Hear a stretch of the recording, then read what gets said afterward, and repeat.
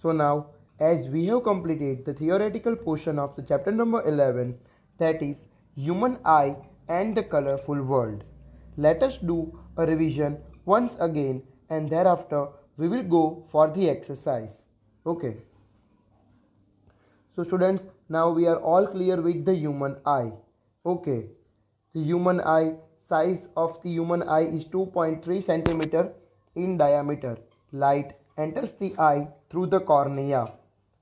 Okay, iris is always found behind the cornea and it is a dark muscular diaphragm that controls the size of the pupil. Whereas pupil also controls and regulates the amount of light entering into our human eye. We also saw that whenever the retina is a delicate membrane having enormous number of light sensitive cells. So whenever it sends the light, it gets activated upon illumination and thus generate electrical signals. These signals are then sent to the brain via optic nerves. These signals are sent to the brain via optic nerves. This brain interprets this signal and finally processes the information so that we perceive object as they are.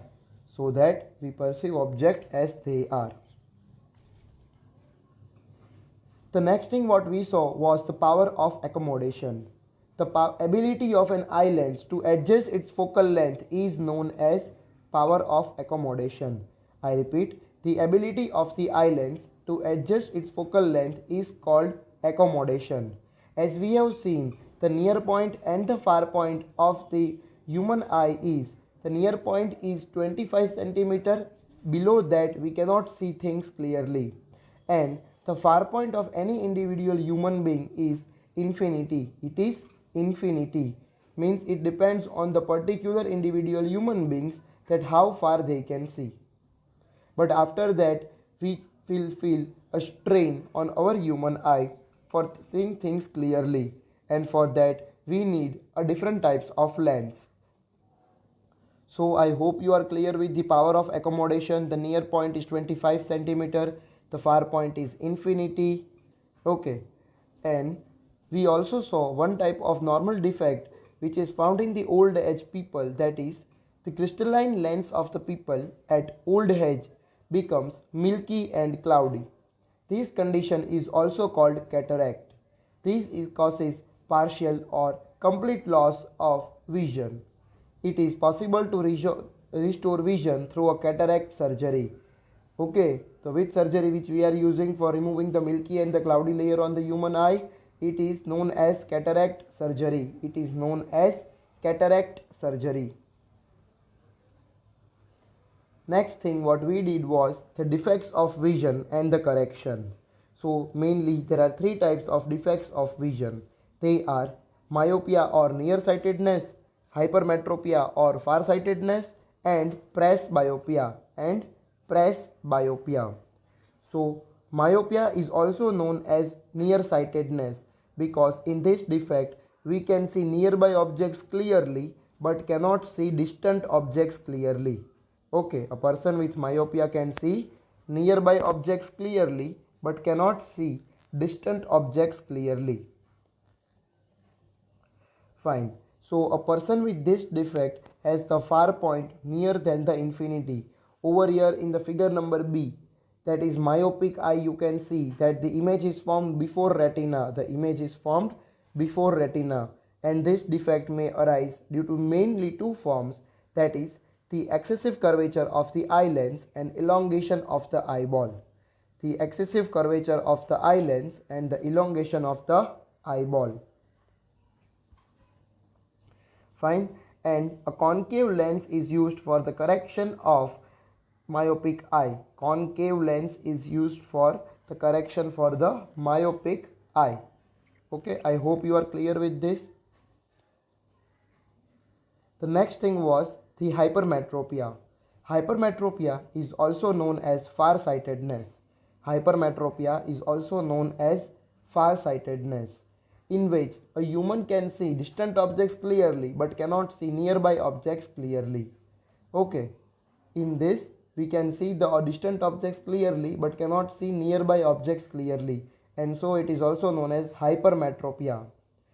In this, you can see in the figure number B, that is the hypermetropic eye, that the image is formed beyond retina. The image is formed beyond retina, and this type of defects arise either because the focal length of the eye lens is too long or the eyeball has become too small. The focal length of the eye lens is too long or the eyeball has become too long. This defect can be corrected using a convex lens. This defect can be corrected by using a convex lens. Okay. The next thing is presbyopia. The next thing is presbyopia. I hope you are clear with the myopia and hypermetropia. Now we are going for presbyopia. Now presbyopia generally happens to the old age people, and this is because due to the weakening of the ciliary muscles in the eye. This is due to because of weakening of the ciliary muscles and the diminishing flexibility of the eye lens. Okay. Sometimes a person may suffer from both a hypermetropia and myopia. Hypermetropia and myopia. Such people often require bifocal lenses. Here, the bifocal lens stands for a mixture of a convex lens and a concave lens. The mixture of a concave lens and a convex lens. These bifocal lens, the upper portion consists of a concave lens and facilitates the distant vision, and the lower part is a convex lens. The lower part is a convex lens. It facilitates the near vision. Okay, and these days we can also remove the presbyopia by using contact lenses or the surgical operation. The contact lenses or the surgical operations. Fine students, next thing what we did was the refraction of a light through a prism. Refraction of a light through a prism. As I told you, what is reflection and refraction? When a light is incident on a smooth and polished surface, it reflects back. When the light is incident on a smooth and polished surface, it reflects back, and that is known as reflection. Whereas when a light is incident on any transparent object, when a light is incident on a transparent object, it bends, and that is known as refraction. So whenever the light is incident on a prism, prism is a triangular surface made up of glass. Triangular surface made up of glass is known as prism. It has two triangular bases and three rectangular lateral surfaces. These surfaces are always inclined to each other. The angle between its two lateral faces is also called the angle of prism. The angle between its two lateral faces is also called the angle of prism. So over here in activity 11.1 we can see the refraction through a glass prism. Okay. So you can see that the ray PQ is also known as an incident ray, is traveling into the prism. Whenever it is striking to the prism, it bends near to the normal. Once striking at the another end, it bends away from the normal. As I told you that whenever the light travels from thinner medium to thicker medium, it bends towards the normal. Whenever the light travels from thinner medium to thicker medium, it bends towards the normal. And whenever the light travels from thicker medium to thinner medium, it bends away from the normal. Okay. So you can see over here that the NN prime is the normal drawn to the surface AB, and MM prime is the normal drawn to the surface AC. Wherever both the imaginary rays, that the emergent ray and incident ray, are intersecting, is known as the angle of deviation. It is known as the angle of deviation. The main angle of the prism, that is A, is also known as the angle of the prism. The D is the angle of deviation and angle E is the angle of emergence, whereas I is the angle of incidence and angle R is the angle of refraction. I hope you are clear with this. So From that, we also saw a new topic that was also known as dispersion of white light by a glass prism. Dispersion of a white light by a glass prism. In the dispersion of a white light by a glass prism, we saw that whenever the white light was incident into a glass prism, whenever a white light is incident to a glass prism, we can get the rainbow color. We can get the rainbow color. The rainbow color consists of VIBGYOR, and that was violet, indigo, blue, green, yellow, orange, red. Violet, indigo, blue, green, yellow, orange, red. Okay. So this is also known as dispersion of white light by a glass prism. Fine. So here the white light is also considered to be a sunlight. The white light is also considered to be a sunlight. Okay. How could the white light of a sun give us various colors of the rainbow? That we need to see. See over here in figure number 11.5, it is given the dispersion of white light by the glass prism. The dispersion of white light by the glass prism.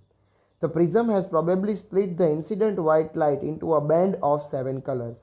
The prism has probably split the incident white light into the band of 7 colors. Note that the appears to the two ends of the color bands, and they are said to be VIBGYOR, VIBGYOR, and that stands for violet, indigo, blue, green, yellow, orange, and red. The band of colored components of a light beam is also known as spectrum. The band of colored components of a light beam is also called its spectrum. I hope you are clear with this, students. The band of 7 colored components from a light beam is also known as spectrum, whereas the splitting of white light into 7 component colors is known as dispersion. The splitting of white light into component 7 colors is called dispersion. It is known as dispersion. We also saw that the first light is the violet, whereas the last is the red. From this, we can also learn that the red light bends the least, while the violet light bends the most. Okay, the red light bends the least, while the violet light bends the most. Thus, the rays of each color emerge along the path and thus become distinct. It is the band of distinct colors that we see in a spectrum. Okay, then we also saw the new topic that was the recombination of the spectrum of white light. The recombination of the spectrum of white light shows that Isaac Newton tried keeping many of the prisms together and check whether we can have more number of lights at the same time from a white light or not, but he was not succeeded. So he tried the recombination of a spectrum of a white light by combining two prisms inversely to each other. Two prisms inversely to each other. And he saw that whenever we are passing a white light into a single prism, we can get the VIBGYOR. And the same VIBGYOR, when passes through the another prism which is inversely kept to it, we can again get the white light. We can again get the pure white light. This shows that the recombination of the spectrum of a white light can again give you the white light after passing through it. Okay. So the same phenomena we are seeing in the nature by the rainbow formation. The rainbow formation is none other than a white light through a glass prism. But over here, the prism, the raindrops work as a prism. The raindrops are working as a prism. A rainbow is a natural spectrum appearing in the sky after the rain shower. It is caused by the dispersion of sunlight by tiny water droplets. It is caused by the dispersion of sunlight by tiny water droplets present in the atmosphere. A rainbow is always formed in the direction opposite to that of sun. Please remember, students, a rainbow is always formed in the direction opposite to that of the sun. The water droplets acts like a small prism. The water droplets acts like a small prism. They refract and disperse the incident sunlight and reflect it internally, and finally refract it again when it comes out of the rainbow. Due to the dispersion of light and internal reflection, we can see the different colors in the observer's eye. So students, I hope you are clear with this. The next topic what we learned was the atmospheric refraction. The atmospheric refraction, as I told you, the main phenomena are the twinkling of the stars in the nature. Okay. So, it is due to the apparent random wavering or flickering of the object seen through a turbulent wave stream of hot air arising above a fire or a radiator. In the summer, you have also seen that whenever you are traveling by a car or a bike, ahead of the road, a quite distance away, you can see that there is a water on the road. Fine, but as soon as you reach over there, you can see that there is no water present over there. There is no water present over there. Okay. So from this you can see that the air just above the fire becomes hotter than the air further up. The hotter air is less dense than the cooler above it and has a refractive index slightly less than that of the cooler air. Since the physical conditions of the refracting medium are not stationary, the apparent position of the object of the air also fluctuates.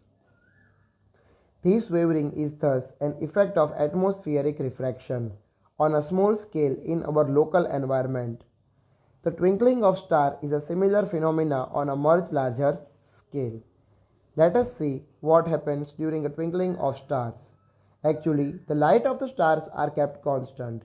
It is the atmosphere that keeps on changing. That is the atmosphere that keeps on changing.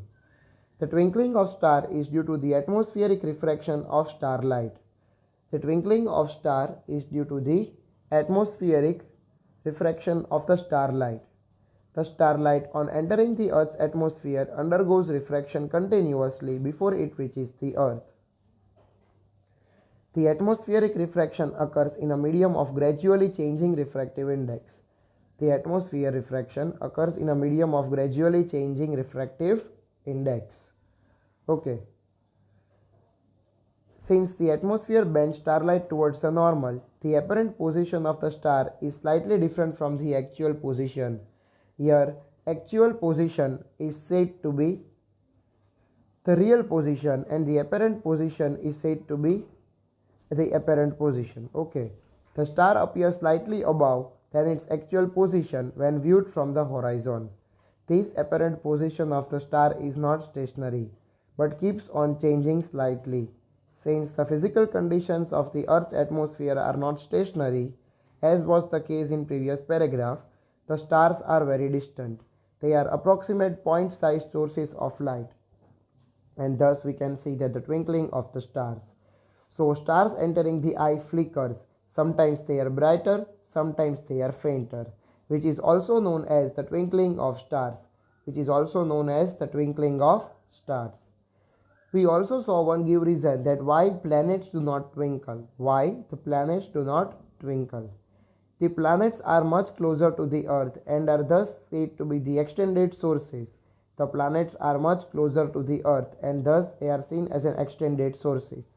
If we consider a planet as a collection of large number of point-sized sources of light, the total variation in the amount of light entering our eye from all the individual point sources will average out to be 0 and thus they will nullify the twinkling effect.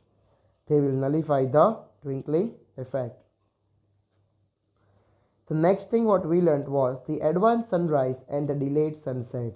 You have seen in the morning that the sun shines before the sun rises and after the sunset also there is quite a sunlight.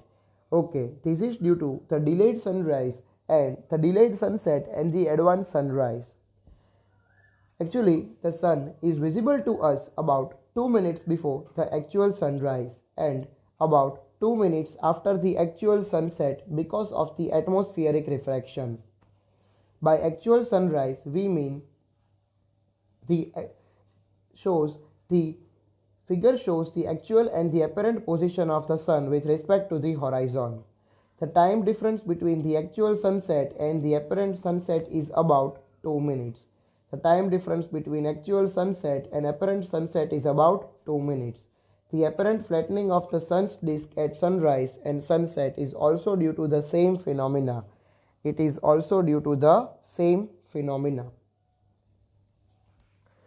I hope students you are clear with this. Okay. The next thing is the scattering of light. The scattering of light is the spectacular phenomena in nature.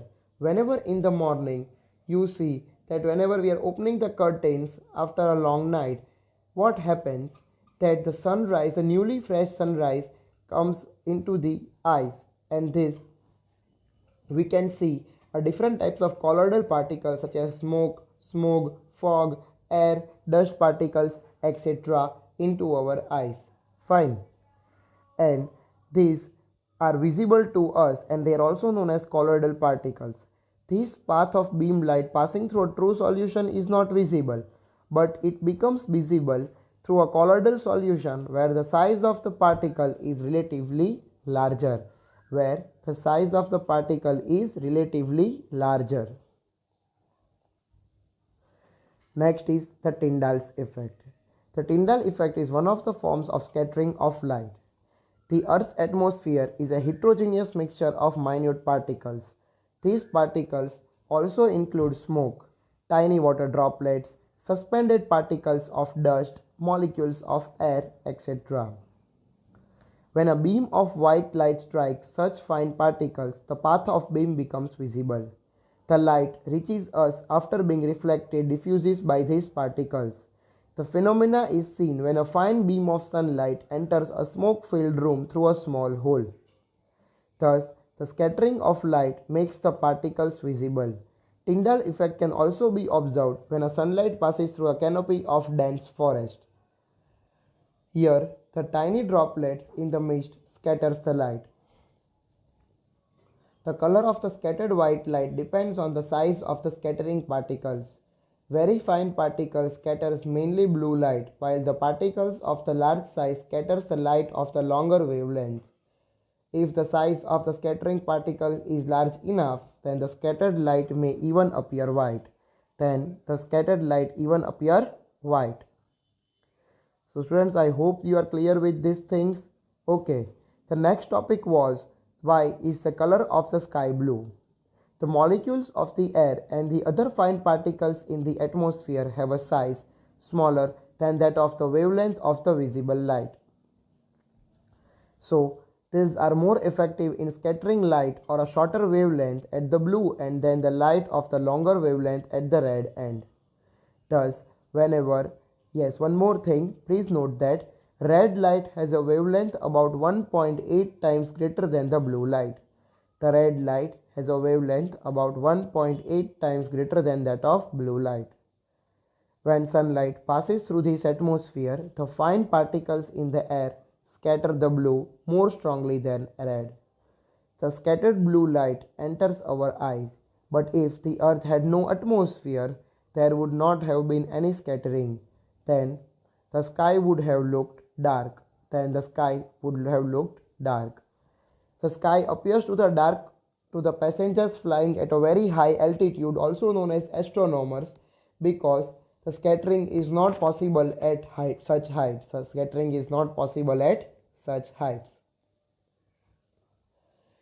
You might have also observed that the danger signals light are always red in color, because the red light is least scattered by fog or smoke.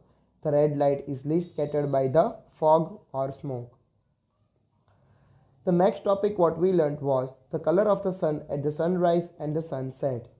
As now we have seen that the scattering of the light helps you to understand the bluish color of the sky and the reddish appearance of the sun at the sunrise and the sunset, because light from the sun near the horizon passes through the thick layers of the air and larger distances in the Earth's atmosphere before reaching our eyes.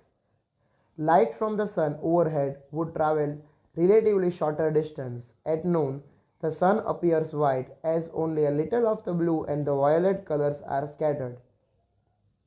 Near the horizon, most of the blue light and shorter wavelength are scattered away by the particles. Therefore, the light that reaches our eye is of longer wavelength.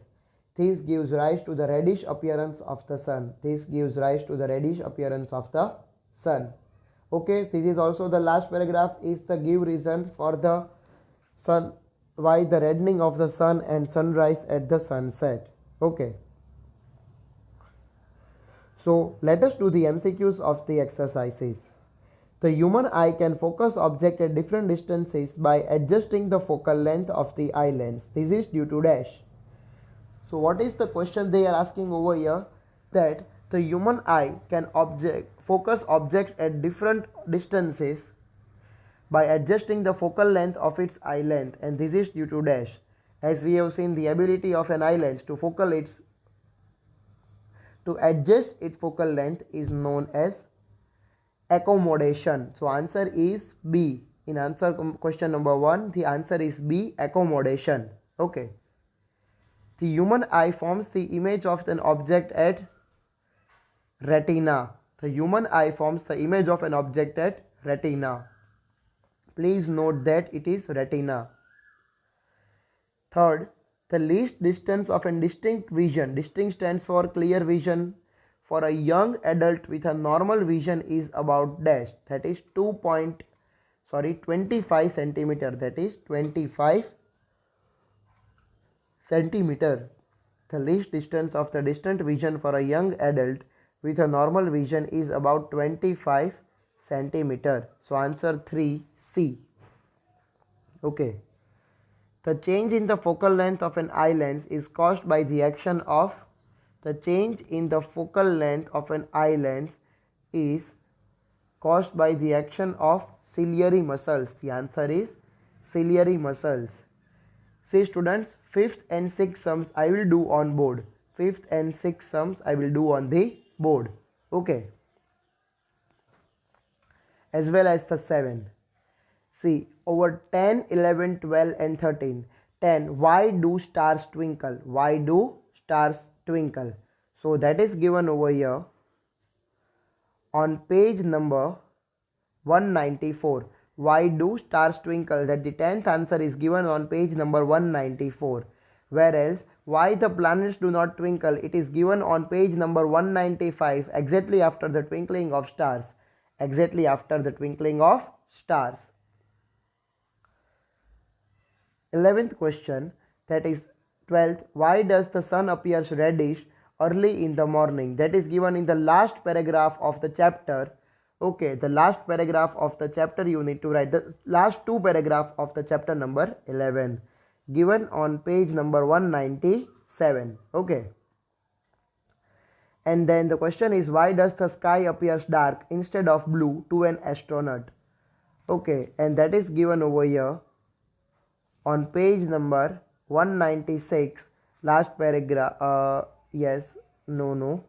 In page number 195, where it is, let me find you.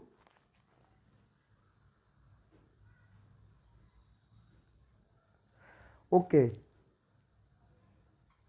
it is on page number 196 only. The first paragraph of the why is the color of the sky looks blue in color. Okay, there you can write after the last fourth line, the scattered blue light enters our eye, but if the earth had no atmosphere, there would not have been any scattering, then the sky would have looked dark. The sky appears dark to the passengers flying at very high altitude because scattering is not possible. Okay students, I hope you are clear with this. We will keep it till today. I will solve all the MCQs and the numericals on the board. Thank you.